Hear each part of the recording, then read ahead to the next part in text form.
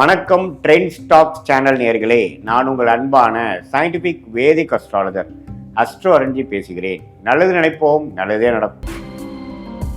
இந்த வீடியோவில் நம்ம என்ன பார்க்க போறோம்னா, கன்னி ராசிக்காரர்களுக்கு ஜூலை 2026 அந்த மாதம் எத்தகைய ஒரு மாதமாக பலாபலன்கள் நிறைந்த ஒரு மாதமாக இருக்க போகுதுங்கிறது சயின்டிபிக் வேதிக் அஸ்ட்ராலஜி முறையில் எதையும் மிகைப்படுத்தாமல் உள்ளது உள்ளவாறு பரிகாரங்கள் அது மாதிரி மூட நம்பிக்கையெல்லாம் போகாமல் ஒரு கிரகமும் இந்த இடத்துல இருக்கும் பொழுது அந்த ராசிக்கு எந்த ஒரு தாக்கத்தை கொடுக்க போகிறார், வாழ்க்கையில் எது மாதிரி ஒரு சம்பவங்கள் நமக்கு முன்னாடி உருவெடுத்து நிற்க போகிறது, எது மாதிரி ஒரு கர்ம பலன் நமக்கு செயல்பட போகிறதுங்கிறது கன்னி ராசிக்காரர்களுக்கு ஜூலை மாதம் 2026 எப்படி இருக்க போகுதுங்கிறது துல்லியமாக சயின்டிஃபிக்காக நம்ம பார்க்க போகிறோம்.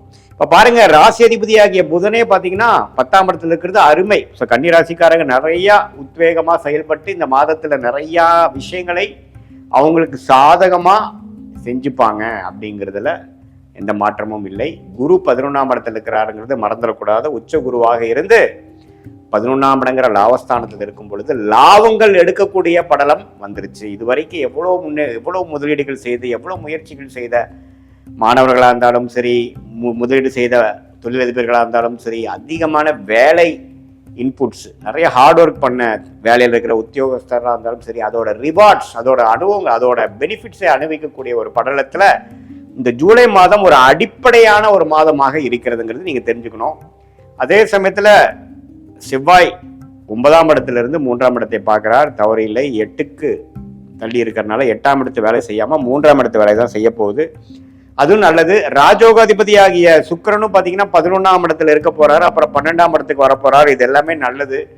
சனியே 7ஆம் இடத்துல இருந்து குரு பார்வை பெறுவது நல்லது. ராகு 6ல் இருக்கிறது, கேது 12 இருக்கிறது, எல்லாமே ஓரளவுக்கு அருமையான ஒரு அமைப்பாக இருக்கிறது. ஸோ கன்னிராசிக்காரர்கள் போன ஒரு வருடமாக கஷ்டப்பட்ட ஒரு அமைப்புக்கு இந்த ஜூலை மாதம், அடுத்து வரக்கூடிய 6 மாதம், அடுத்து வரக்கூடிய ஒரு வருடத்துக்கு வரக்கூடிய லாபங்களும் செய்த முயற்சிக்கு அறுவடை செய்யக்கூடிய ஒரு ஆண்டாக வரக்கூடிய ஒரு தருணத்துல ஒரு டியூரேஷன்ல இந்த ஜூலை ஒரு அடிப்படை ஃபவுண்டேஷனை அமைச்சு கொடுக்கக்கூடிய ஒரு ஸ்டார்டிங் பாயிண்டாக இருக்கக்கூடிய ஒரு மாதமாக ஜூலை மாதம் நம்ம கண்டிப்பா எடுத்துக்கலாம். ராசி அதிபதி வக்ரமாக இருந்தாலும் 10ஆம் இடத்துல ஆட்சி பலத்தோட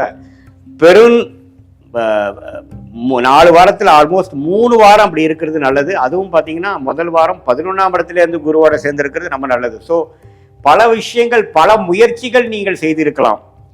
மார்ச், ஏப்ரல், மே, ஜூன் 2026 பல முயற்சிகள் செய்து கைக்கு வந்தது வாய்க்கு வரவில்லை அப்படிங்கிற மாதிரி அமைப்புகள் நிறையா போயிருக்கும். ஆனால் இந்த மாதம் கைக்கு வந்துருச்சு சாமி அப்படிங்கிற மாதிரி ஒரு அமைப்பை கொடுக்கக்கூடியதாக இருக்கக்கூடிய கிரக அமைப்புகள் கன்னி ராசிக்காரர்களுக்கு வருகிறதா நம்ம இந்த வீடியோவில் தெரிஞ்சுக்கிறோம்.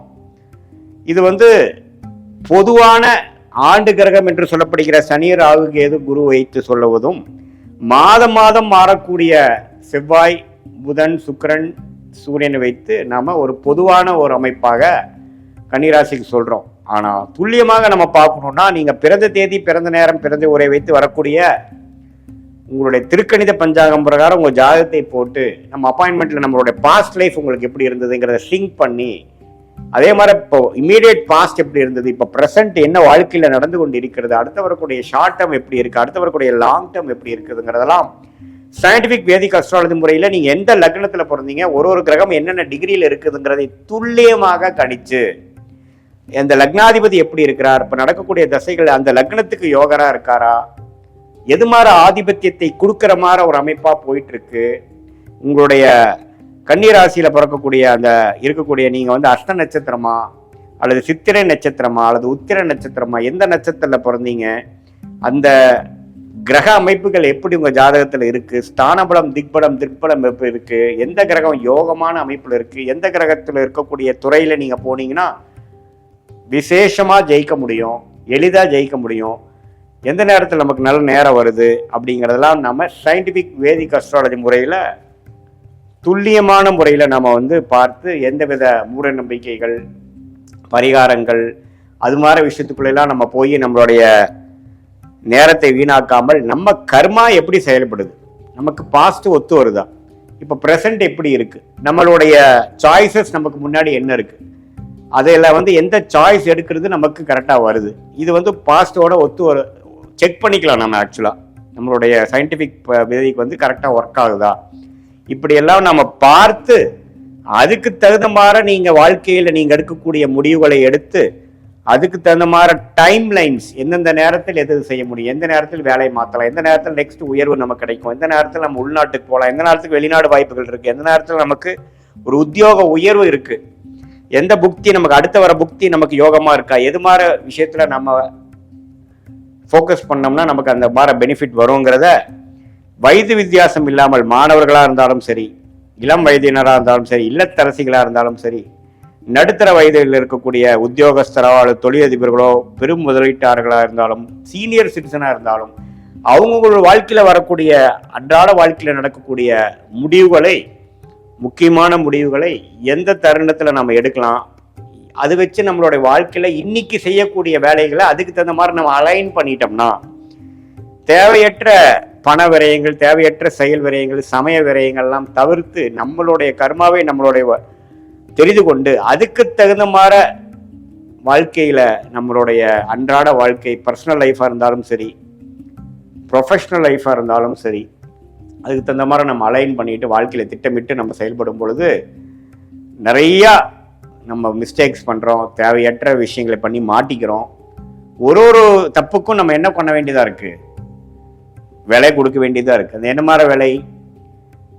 ஒன்றா டைம் வேஸ்ட்டு, 2 years என் வாழ்க்கையில் போயிடுச்சு சாமி, அல்லது இவ்வளோ பணம் நஷ்டம் ஆயிடுச்சு, இது தேவையற்ற மன உளைச்சலாக போய் முடிஞ்சுது அப்படிங்கிற மாதிரி விஷயங்கள்லாம் நடக்குது இல்லைங்களா? அதெல்லாம் ஃப்யூச்சரில் நம்ம வந்து தவிர்த்து நம்மளுடைய கர்மா என்ன அப்படிங்கிறதை தெரிந்து அதுக்கு தகுந்த மாதிரி வாழ்க்கையில் நம்ம முடிவுகளை எடுத்து, அது படிப்பு விஷயமா இருந்தாலும் சரி, காதல் விஷயமா இருந்தாலும் சரி, திருமண விஷயமா இருந்தாலும் சரி, குழந்தை பேரு விஷயமா இருந்தாலும் சரி, எந்த துறையை தேர்ந்தெடுக்கிறதா இருந்தாலும் சரி, வெளிநாடு உள்நாடு எது மாதிரி விஷயத்தில் போகலாம், தொழிலில் போகலாமா, வேலையில் போகலாமா, எப்போ நம்ம ஆரம்பிக்கலாம், அது மாதிரி விஷயங்களாக இருந்தாலும் சரி, உடல்நல கோளாறுகள் எப்போ சரியாகும், எப்போ எது மாதிரி விஷயங்களை நம்ம கேர்ஃபுல்லாக இருக்கணும், எப்படி இருக்குது நம்மளுடைய ருணச்சத்ரு பாவம் எப்படி இருக்குது, வம்பு வழக்குகள்லாம் எப்படி இருக்குது, அது எவ்வளோ எப்போ தீரும், நமக்கு பூர்வீக சொத்து வருமா, நம்மளுடைய பிராப்தங்கள் எப்படி இருக்குது, எந்த நேரத்தில் நம்ம வந்து டக்குன்னு நெக்ஸ்ட் லெவலுக்கு போவோம், எப்போ